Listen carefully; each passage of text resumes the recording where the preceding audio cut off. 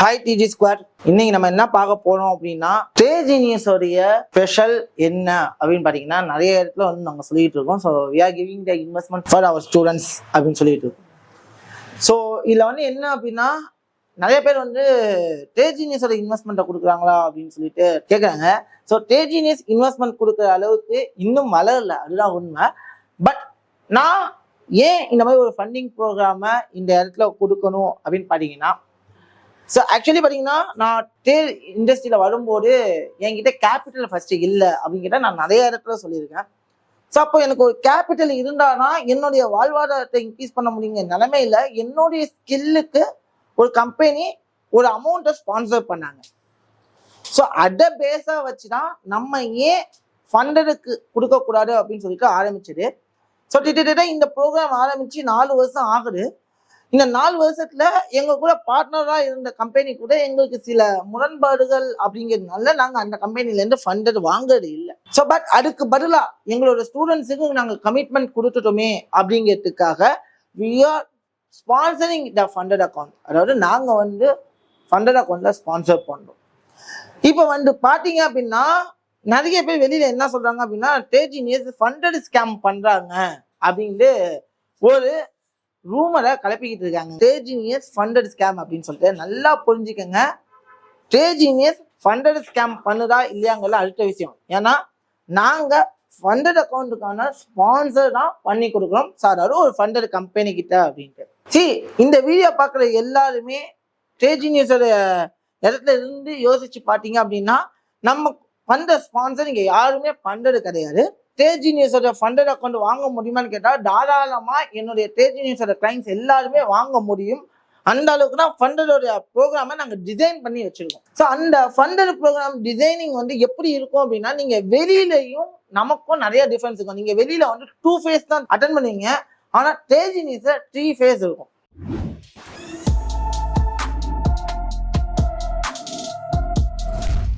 So ட்ரேஜினியஸோட funded அக்கௌண்ட்ல வந்து பாத்தீங்க அப்படின்னா 3 ஃபேஸ்மா. மற்றபடி டெய்லி லாஸ் லிமிட்டா இருக்கணும், ஓவரால் லாஸ் லிமிட்டா இருக்கணும், மற்ற கம்பெனியுமே தான். ஆனா 3 ஃபேஸ்லயுமே ஃபர்ஸ்ட் ஃபேஸ் பாத்தீங்கன்னா 10%, செகண்ட் ஃபேஸ் பாத்தீங்க அப்படின்னா 8% டார்கெட்டு, தேர்ட் பர்சன்டேஜ் பாத்தீங்க அப்படின்னா 5% டார்கெட்மா. இந்த 3 டார்கெட்டை கம்ப்ளீட் பண்ணணும். இந்த 3 ப்ராஃபிட் டார்கெட்டை கம்ப்ளீட் பண்றது ரொம்ப கஷ்டமானு கேட்டா இல்ல, ஓவரால் பாத்தீங்கன்னா 23% தான். இந்த 23%ங்கிறது ட்ரேடிங்ல மிகப்பெரிய டார்கெட்டான்னு கேட்டா என்ன பொறுத்த வரைக்கும் இல்லை. ஸோ இதுக்கு டைம் லிமிட் இருக்கா இல்லையான்னு கேட்டா நோ, நம்ம டைம் லிமிட்டும் கொடுக்கறது கிடையாது, எதுவுமே கொடுக்கறது கிடையாது.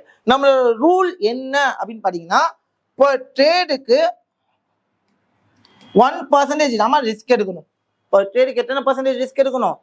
1% ரிஸ்க் எடுக்கணும். 1% ரிஸ்க்கு மேல நீங்க எடுத்தீங்க அப்படின்னா you will be fail the examination.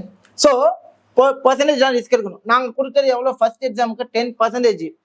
ஒரு 10 ட்ரேட் எடுக்கிறீங்க, 1:2ல நீங்க ட்ரேட் எடுத்தாலே ஒரு 5 ட்ரேட் சக்சஸ் ஆனாலே உங்களால 10% டார்கெட்டை கம்ப்ளீட் பண்ணிட முடியும்.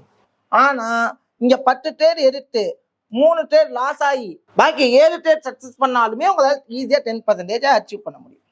வேணா 5க்கு 5 ட்ரேட், 5க்கு 5 ட்ரேட் எடுக்கிறீங்க, 5 ட்ரேட் ஃபெயிலு, 5 ட்ரேட் சக்சஸ் அப்படின்னாலும் உங்க கையில 5% ரிட்டர்ன்ஸ் இருக்கும். டோட்டலா ஒரு 20 ட்ரேட். ஒரு நாளைக்கு 1 ட்ரேட் எடுத்தாலே வித்தின் த 1 மந்த்துக்குள்ள நீங்க ஒரு ஃபேஸை கம்ப்ளீட் பண்ணிடலாம். செகண்ட் ஃபேஸ் 8%, அது ஒரு மாசம். தேர்டு அது ஒரு மாசம். டோட்டலா 3 மந்த் ஸ்பெண்ட் பண்ற மாதிரி இருக்கும். ஏன்னா இது வந்து நாங்க எதுக்காக இந்த எக்ஸாமினேஷன் வைக்கிறோம் அப்படின்னா, பிராக்டிக்கல் ஸ்கில்லுக்காக தான். இந்த எக்ஸாமினேஷன்ல என்னென்ன தப்பு பண்றீங்க, அந்த தப்பை ரிஃபைன் பண்ணி நீங்க இந்த தப்பு பண்ணக்கூடாது, இதெல்லாம் பண்ணக்கூடாது, இந்த மாதிரி ஒரு செட் ஆஃப் ரூல்ஸை கொடுக்க. அதாவது நல்லா புரிஞ்சுக்குங்க, இதுக்கிட்டே ஹார்டு ரூல் என்னன்னா, இப்போ ட்ரேடுக்கு 1% ரிஸ்க் தான். ஸோ ஆஸ் பர் மை ட்ரைனிங்கே நான் தெளிவாக சொல்லிடுறேன், ஒரு ட்ரேடுக்கு 1% தான். என்னோட ரிஸ்க் மேனேஜ்மெண்ட் வீடியோ பார்த்தீங்க அப்படின்னா நானுமே ஸ்ட்ரிக்டாக ஃபாலோ பண்ணுறது என்னன்னா இந்த 1% ரிஸ்க் தான். ஆனால் நம்ம மக்களுக்கு இந்த 1% இருக்கிறதுல மிகப்பெரிய கடினம். மற்ற ஃபண்டட் கம்பெனிஸுக்கும் நமக்கும் உள்ள டிஃபரன்ஸ் என்னன்னா இதுதான், இந்த ரிஸ்க் மேனேஜ்மெண்ட். மற்ற ஃபண்டட் கம்பெனில ரிஸ்க் மேனேஜ்மெண்ட் ரூலு கிடையாது. ஏன்னா மற்ற ஃபண்டட் கம்பெனிஸ் உங்களை வந்து ஃபெயில் பண்ண வைக்கிறது தான் மிகப்பெரிய கோல். அதுக்கு நீங்க என்ன பண்ணீங்க அப்படின்னா, நீங்க வந்து ஃபண்டிங்காக எக்ஸாம் நீங்க பண்ண போறீங்க, ஃபண்டிங் சேலஞ்ச் நீங்க எடுக்கிறீங்க அப்படின்னா, ஒரு $10,000 சேலஞ்ச் எடுக்கிறீங்க அப்படின்னா கம்பல்சரி நீங்க எவ்வளவு பே பண்ணி ஆகணும்னா நியர் than $100 to $150 வரைக்குமே நீங்க பே பண்ணணும். சப்போஸ் நீங்க எந்த ஒரு சேலஞ்ச், அதாவது இதுல 2 ஃபேஸ் இருக்கு, 2 ஃபேஸ நீங்க ஃபெயில் ஆயிட்டீங்க அப்படின்னா 2 ஃபேஸ்ல ஏதோ ஒரு ஃபேஸ் ஃபெயில் ஆனாலும் உங்க மணி ரீஃபண்டபிள் கிடையாது.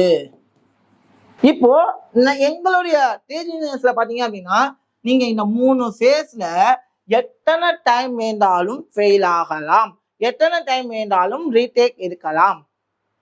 என்ன சொல்ல புரியுதா? ரீடேக் எடுக்கலாம். ரீடேக் எடுக்கிறதுக்கான ஆப்ஷன்ஸ் அன்லிமிட்டட். நாங்க யாருக்கும் ஒரு மாசத்துக்கு கிட்டத்தட்ட 250 பேருக்கு மேல ஃபண்டட் சேலஞ்சிங்கான எக்ஸாமை கண்டக்ட் பண்ணிட்டு இருக்கோம்.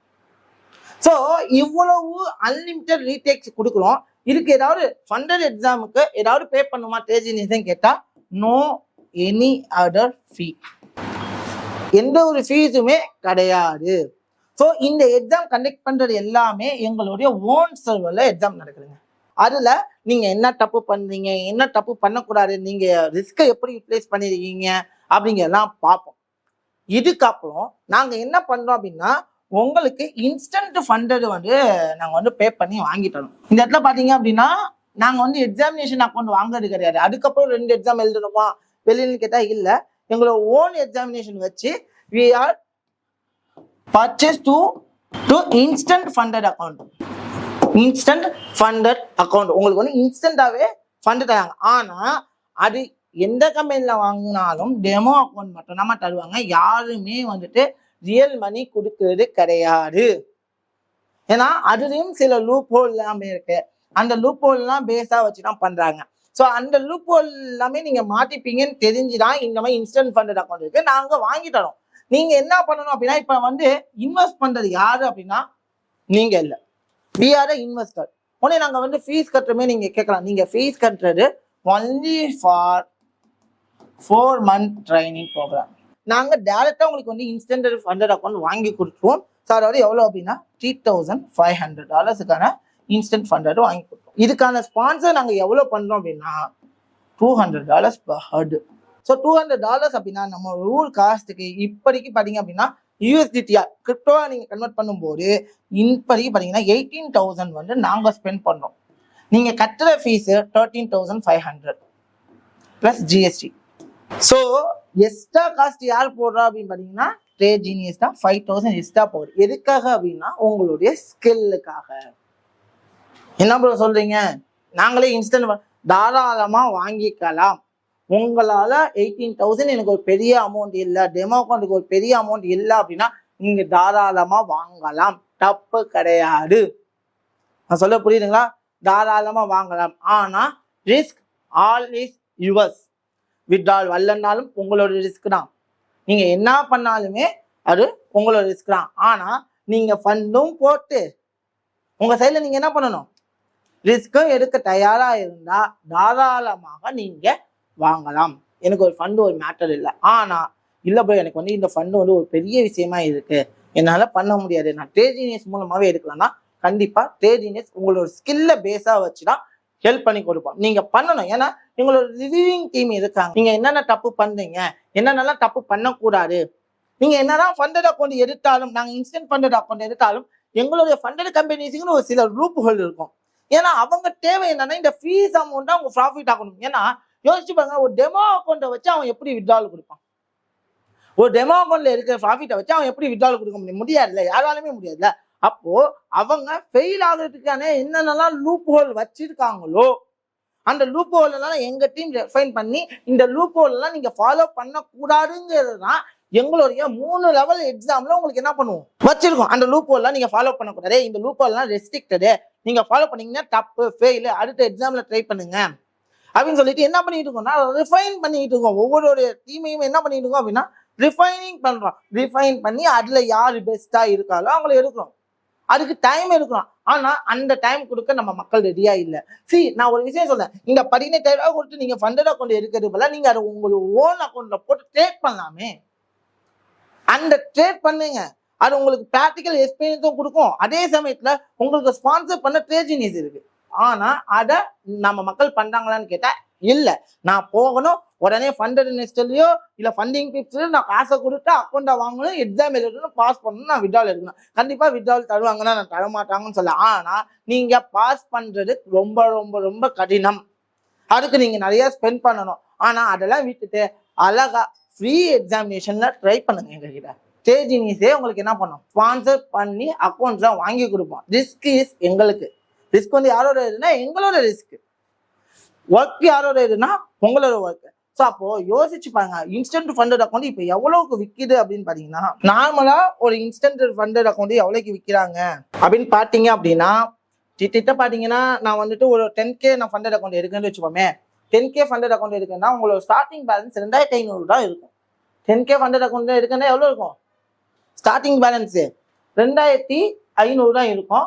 ஸோ ப்ராஃபிட் ஷேர் பார்த்தீங்க அப்படின்னா 80%. லிவரேஜ் இவ்வளோ கொடுக்குறாங்க. ஆனால் நீங்கள் எவ்வளோ பே பண்ணணும்? கிட்ட $199. நீங்கள் இது மட்டும் பே பண்ண போதில்லை, உங்களுடைய கமிஷன் சார்ஜஸ் போகும், நீங்கள் டிரான்சாக்ஷன் சார்ஜஸ் இருக்கு, இதெல்லாம் சேர்த்து வச்சு நீங்கள் பே பண்ணுற மாதிரி இருக்கும். ரைட்டுங்களா? ஸோ நீங்கள் அதுவே வந்து ஒரு $600 $700 வரும் கமிஷனே. ஸோ இவ்வளோத்தையும் சேர்த்து வச்சு பே பண்ணும். ப்ரோ என்கிட்ட வந்து ஆஃபர் கோடு இருக்கு அப்படின்னு எடுத்துக்கிட்டீங்கன்னா தாராளமாக நீங்கள் ஆஃபர் கோடு யூஸ் பண்ணலாம், தப்பு கிடையாது. எவ்வளோ ஆஃபர் கோடு வைக்கிறாங்க? ஸோ நார்மலாக பார்ப்போமே. ஸோ கிட்டத்தட்ட 25% ஆஃபர் கொடுக்குறாங்க அப்படின்னா $100 25%னா எவ்வளோ? $25. $200 25%னா ஏன்னா ஒரு $50. ரைட்டா? ஸோ நீங்க $50 நீங்க பண்ணாலுமே $150 நீங்க பே பண்ணும். $150 நீங்க அப்படின்னா $100 $9,000. கிட்டத்தட்ட எனக்கு தெரிஞ்சு ஒரு $14,000 நீங்க என்ன பண்ற மாதிரி இருக்கும், பே பண்ணி இந்த இன்ஸ்டன்ட் ஃபண்டை எடுக்கிற மாதிரி இருக்கும். ஆனா வெளியில பார்க்கும் போது இதுதான் உங்களுக்கு தெரியும். ஆனா உள்ளுக்குள்ள ஒரு ரூல் ஒன்று வச்சிருக்காங்க. ஸோ அவங்களுடைய FAQ செஷன்ல போய் பார்த்தீங்க அப்படின்னா அவங்களோட ரூல் பேஸ்டு வந்து என்ன பண்ணணும் அப்படிங்கிறது இருக்கு. இப்போ ட்ரேடிங் ரூல்ஸ் நிறைய வச்சிருக்காங்க, தெரியுதுங்களா? அக்கௌண்ட் ப்ரொடெக்டர் என்ன, நீங்க ஸ்டாப் லாஸ் இல்லாம ட்ரேட் பண்ணக்கூடாது. இப்போ நாங்க சொல்ற ரூல் எல்லாமே இங்க இருக்கு. ஸோ நீங்க வந்து பாத்தீங்கன்னா உங்களுக்கே வந்து ஒரு ஐடியா கிடைக்கும். ஃபர்ஸ்ட் திங், சரிங்களா? இப்போ இவ்வளோ விஷயங்கள் கொடுத்து நாங்க கிட்டத்தட்ட $15,000 கொடுத்து நாங்க வாங்கி தரோம். இதெல்லாம் வந்து ஒரு பெரிய விஷயம். என்ன தெரியுமா, இந்த இடத்துல அவர் ப்ரோக்ராம்ல பாத்தீங்க அப்படின்னா உங்களுக்கு தெளிவா கொடுத்துருப்பாங்க. இங்க பாத்தீங்க அப்படின்னா நம்ம கேட்டது இன்ஸ்டன்ட் ஃபண்டடு. நம்ம கேட்டது என்னது? Instant funded. பாத்தீங்கன்னா no time limit, 6%. Maximum total வந்து பாத்தீங்கன்னா 6% வரைக்கும் நீங்க கேபிட்டல் என்ன பண்ணலாம், ரிஸ்க் எடுத்துக்கலாம். ப்ராஃபிட் டார்கெட் பாத்தீங்கன்னா 10%. ப்ராஃபிட் ஷேர் பாத்தீங்கன்னா அங்க வந்து உங்கள்ட்ட 80% சொல்லியிருந்தாங்க. ஆனா இங்க எவ்வளவு கொடுக்குறாங்க, உள்ளுக்குள்ள 50% தான் கொடுக்குறாங்க. அதை தாண்டி மேக்சிமம் ஸ்டார்ட் லாஸ் வந்து 2%க்கு மேல எடுத்துட்டீங்கன்னா நீங்க ஃபெயில். நான் காசும் கொடுத்து ரிஸ்க் நான் பெருசா ப்ராஃபிட்லயுமே எடுத்தாலுமே அது என்னது, ஃபெயிலுங்கிற கேட்டகரிக்கு தான் வரும். ஸோ ஏன்னா இந்த மாதிரிலாம் ஃபெயில் ஆகிறதுக்காக எங்களோட ட்ரைனிங் எப்படி இருக்கும் அப்படின்னா, இதுலெல்லாம் நீங்க சிக்கக்கூடாது, இதெல்லாம் நீங்க என்ன பண்ணக்கூடாது, சிக்கக்கூடாது அப்படிங்கிறதுக்காக தான் நாங்க கொடுத்து இந்த மாதிரி எடுக்கிறோங்க. ஸோ இதுலயுமே நாங்க என்ன பண்ணிருக்கோம் அப்படின்னா 70-30 தான் ப்ராஃபிட் கிட்ட. ஆனா யோசிச்சுப்பாங்க, இவங்க கொடுக்கறது 50%, இவங்க கொடுக்கறது எத்தனை பர்சன்டேஜ், 50%. அதுலயும் 20% எக்ஸ்ட்ரா தான் சேர்த்து நான் என்ன பண்ணிட்டேன் உங்களுக்கு கொடுக்குறேன். சரி, எனக்கு வந்து 70% எனக்கு எப்ப கிடைக்கும்னா நீங்க 4th ஸ்டேஜ் போகும்போது தாங்க எனக்கு வந்து கிடைக்கும். ஃபைனலி நீங்க நல்லா டெவலப் ஆனாதாங்க எனக்கு கிடைக்க போகுது. இந்த மாதிரி இன்ஸ்டன்ட் ஃபண்டட்ல இவ்வளோ ப்ராக்ரஸ் இருக்குங்க. வந்து ஒரு சின்ன ப்ராக்ரஸ் கிடையவே கிடையாது, ரொம்ப பெரிய ப்ராக்ரஸ். அந்த பெரிய ப்ராக்ரஸ்ல நம்ம இவ்வளோ விஷயங்களையும் பார்த்து இவ்வளோ ரூல்ஸ் கொடுக்கறது இது பெரிய ஸ்ட்ரிக்டட் கிடையாது. நீங்க எந்த கம்பெனிக்கு போனாலும் இது இருக்கும். இல்ல நான் எக்ஸாம் எழுதி வாங்கிக்கிறேன், இன்ஸ்டன்ட் ஃபண்ட் எல்லாம் யூஸ் பண்ணலாம் அப்படின்னா நீங்க தாராளமா எக்ஸாமுக்கு ஃபீஸ் கட்டி நீங்க வாங்குங்க, நான் வேணான்னு சொல்லல. ஆனா எங்க கிட்ட வர ஸ்டூடெண்ட்ஸுக்கு நாங்க என்ன சொல்றோம் அப்படின்னா, இந்த மாதிரிலாம் ரூலை ஃபாலோ பண்ணுங்க. இது நார்மலா ஃபண்டட் அக்கௌண்ட்டுக்கு மட்டும் உங்களுக்கு ப்ராக்டிஸுக்காக கிடையாது. உங்களுடைய ரியல் மணி ரிஸ்க் மேனேஜ்மெண்ட் எவ்வளவு ஸ்ட்ராங்கா இருக்கணும். என்னுடைய ஃபண்டை போட்டு நான் எடுத்தா அப்படின்னாலும் என் ஃபண்டு செக்யூரா இருக்கணும். அப்போ ஒன்றும் இல்லை, இவங்களுமே இவங்க ஃபண்டு செக்யூரா இருக்கும்னு நினைக்கிறாங்க. அதே மாதிரிதான் ஏன் ஃபண்டு செக்யூரா இருக்கும்னு நான் நினைக்கிறேன். ஏன் ஃபண்டை செக்யூர் பண்ண நான் என்னென்னலாம் பண்ணணுங்கிறத நினைக்கிறேன். அதெல்லாம் பண்ணினா நான் என்ன பண்றோம் அப்படின்னா இந்த அளவுக்கு கொடுப்போம். யோசிச்சு பாருங்க, இவ்வளோ பெரிய காஸ்ட் எஃபிஷியன்சில நாங்க 4 மாசம் கோர்ஸ் டியூரேஷனும் கொடுத்து அதுக்கேற்று நல்ல ஸ்கில் டெவலப் இருக்குங்கான ஃபண்டட் இன்வெஸ்ட்மெண்ட்டும் கொடுத்து ஃப்ளோர் அசஸ் கொடுக்குறோம், இன்வெஸ்ட்மெண்ட் அசஸ் கொடுக்குறோம், இவ்வளோ அசஸும் கொடுக்குறோம் அப்படிங்கிறப்போ நாங்க எப்படி ஒரு ஸ்கேமரா இருக்க முடியும்? நான் ஃபண்டட் கம்பெனிஸ் உங்களுக்கு ஃபண்டட் அக்கௌண்ட்டுக்கு நான் ஏன் கை காசை போட்டு வாங்கி தரேன். உங்க ஸ்கில் இருந்துச்சு அப்படின்னா ஏன் கை காசை போட்டு நான் உங்களுக்கு வாங்கி தரேன். வாங்கி தராம இங்க யாருக்குமே இல்லை. So we are giving the funded account. ஆனா ட்ரஸ்டட் கம்பெனிஸ்ல தான் நாங்க வாங்கி தரோம். ஓகேங்களா? நாங்க வாங்கி தராம சும்மா ஏமாத்தல. எனக்கு தேவை இந்த மாதிரி ரூல் எல்லாம் நீங்க மெட் பண்ணக்கூடாது. மெட் பண்ணாம நீங்க கண்டிப்பா சேலஞ்சை கம்ப்ளீட் பண்ணீங்கன்னா உங்களுக்கான ஃபண்டட் அக்கௌண்ட் உங்களை தேடி ஆட்டோமேட்டிக்கா வரும். ஏன்னா நீங்க நல்லா பண்ணீங்கன்னா அதுல வர ப்ராஃபிட்ல ஒரு 10% எங்களுக்குன்னா வரப்போகுது. இப்போ நீங்க ஒரு $10,000 வித்ட்ரால் போடுறீங்க அப்படின்னா அதுல ஒரு $1,000 நீங்க ப்ராஃபிட் கொடுக்க போறீங்க. இந்த இடத்துல உங்களோட டைம் மட்டும் தான் போடுறீங்க, உங்களோட மணியை எனக்கு போடலை. ஸோ என் டைம் நான் கொடுக்க முடியாது அப்படின்னு இருந்தீங்கன்னா நீங்க தேஜினியஸ் ஃபண்டட் அக்கௌண்ட்டை யூஸ் பண்ண தேவையில்லை. வெறும் டைம் மட்டும் கொடுத்தா போதும். தேவையில்லாம நான் என் காசை போட்டு நான் லாஸ் ஆகிறதுக்கு போனா என் டைமை மட்டும் நான் கொடுக்க ரெடியா இருக்கேன்னா தாராளமா தேஜினியஸ் ஃபண்டட் அக்கௌண்ட்டை நீங்க எடுத்து யூஸ் பண்ணுங்க. யாரையும் வந்துட்டு இங்க எடுத்து யூஸ் பண்ணாதீங்க அப்படின்னு நான் சொல்லலை. நாங்க எங்களோட ரூல் இதுதான். வேணும் விருப்பம் இல்லைன்னா தேஜினியஸ் ஃபண்டட் அக்கௌண்ட்டை அசஸ் பண்ணுங்க. இல்லை அப்படின்னா வேணாங்க. உங்களுக்கு அசஸ் பண்ணிட்டு என் ரூல் உங்களுக்கு பிடிக்கணும் நான் ஃபர்ஸ்ட் உங்களுக்கு டேர்ம்ஸ் அண்ட் கண்டிஷன்ஸ் அனுப்பி விட்டோம். என் ரூல் இப்படிதான் அனுப்புவேன். என்னுடைய ட்ரைனிங் ப்ரோக்ராமுமே என்ன பண்ண சொல்றேன், பிலோ 1% தான் நீங்க ரிஸ்கே இருக்குன்னு சொல்லிட்டேன். நிறைய பேர் என்ன சொன்னாங்க, நான் 1% ரிஸ்க் எடுத்தா நான் எப்போ கம்ப்ளீட் பண்றேன்னு கேட்டா இதுதான் ரூல். நீங்க ஓப்பனா சொன்னா நீங்க ஒரு $1,000 போட்டு நீங்க ட்ரேட் பண்ணி பாருங்க. அப்ப தெரியும் நான் சொல்றேன்னா என்ன ஆகும்ட்டு. ட்ரேடிங்ல ஜெயிக்க முடியாம இருக்கிறதுக்கு காரணம் ஆசைகளை கண்ட்ரோல் பண்ணுங்க. ட்ரேடிங்ல வின் பண்ணலாம். ஆனா அந்த ஆசைகளை கண்ட்ரோல் பண்றதுக்கு நமக்கு யாருமே என்னவா இல்லை அப்படின்னா ரெடியா இல்லை.